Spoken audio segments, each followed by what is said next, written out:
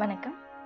மார்கழி மாதம் 13ஆம் நாள் திருப்பாவையின் 13வது பாசுரம். புல்லின் வாய் கீழ்ந்தானை பொல்லா அரக்கனை கிள்ளி கலைந்தானை கீர்த்திமை பாடிப்போய் பிள்ளைகள் எல்லோரும் பாவை கலம்புக்கார் வெள்ளி எழுந்து வியாழம் உறங்கிற்று. புல்லும் சிலம்பினக்கான் போதரி கண்ணினாய் கொல்ல குளிர குடைந்து நீராடாதே பள்ளி கிடத்தியோ பாவாய் நீ நன்னாளால் கள்ளம் தவிர்ந்து கலந்தேலோர் எம்பாவாய். விளக்கம். 6வது பாசுரம் புல்லும் சிலம்பினக்கான் என்று தொடங்கியது. இப்பாசுரத்தின் இடையே அதே தொடர் மீண்டும் இடம்பெற்றுள்ளது.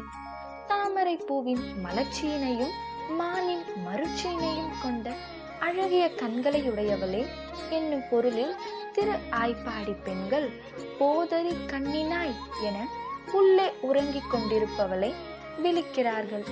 வழக்கம் போல தாங்கள் பாடி பறை கொள்ள வேண்டிய அனுகிரகத்தை செய்யக்கூடிய கண்ணனுடைய அவதார மகிமைகளையும் உடன் ராமவதாரத்தில் நிகழ்ந்த நிகழ்ச்சிகளையும் நினைவூட்டுகிறார்கள்.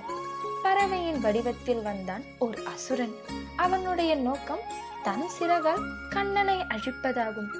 காக்கும் கடவுளையே அழிக்க புகுந்தவன் உருப்படுவானா? அவன் எண்ணம் ஈடேறுமா? நோக்கம் தீயதானால் தீயதுதான் விளையும். அவ்வாறே விளைந்தது. பறவை வடிவாக வந்த அசுரனின் வாயை பிளந்து அவன் வாழ்க்கையை முடித்தான் கண்ணன். இது போன்றேதான் இலங்கை வேந்தனாகிய ராவணனுக்கு எத்தகைய தீங்கும் இழைக்காத போதும் ராவணன் சீதைப்பால் மயலுற்ற மாறுவேடம் தாங்கி வந்து சீதையை கவர்ந்து சென்று அசோகவனத்தில் சிறை வைத்தான். இம்முறையற்ற செயலால் பொல்லாங்கு சூழ்ந்த அவ்வரக்கன் ராமன் அம்புக்கு ஆற்றாத போர்க்களத்திலே பொறாது ஒழிந்தான். ராவணனை மிக எளிதாக கிள்ளி எறிந்த தன் பகை முடித்து சிறையிருந்த செல்வியை மீட்டு வந்தான் ராமன் என்பதனை கோதை நாச்சியார் நயம்பட உரைக்கின்றார். இவ்விருவருடைய பெருமையினையும் வெற்றியினையும் திரு ஆய்ப்பாடி சிறுமியர்கள் பாடிக்கொண்டு பாவை நோன்பு நோக்க வேண்டிய இடத்திற்கு சென்று சேர்ந்தார்கள். அந்த நேரம் சுக்கிரன் உதயமாகி வியாழன் என்றும் பிரகர்பதி என்றும் சொல்லப்படும் கோள் கிரகம் அஸ்தமனமாகிவிட்டது. வெள்ளி எழுந்து வியாழன் உறங்கிற்று என்னும் தொடர் உண்ணி உணரத்தக்கதாகும். இத்தொடர் வான சாத்திர குறிப்பை கொண்டதாகும். இத்தொடர் புலப்படுத்தும் வான சாத்திர குறிப்பை கொண்டு இந்நாள் கிபி 731 வந்ததென்றும் அதன் வழி ஆண்டாளின் காலம் கிபி 8ஆம் நூற்றாண்டென்றும் குறிப்பிடுவர்.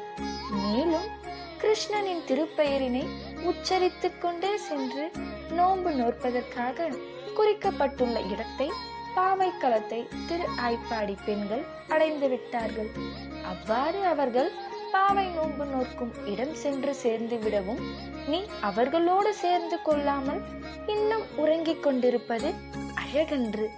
உடம்பு மிக குளிர்ந்த நீர்நிலையில் படிந்து படிந்து குடைந்து குடைந்து நீராடாமல் படுக்கையில் கிடப்பாயா? இன்று நல்ல நாள். எனவே நீ உன் கள்ளத்தை கைவிட்டு எங்களோடு கலந்து பாவை நோன்பு மேற்கொள்ள வர வேண்டும் என்று கேட்டுக்கொள்கிறார்கள். நன்றி.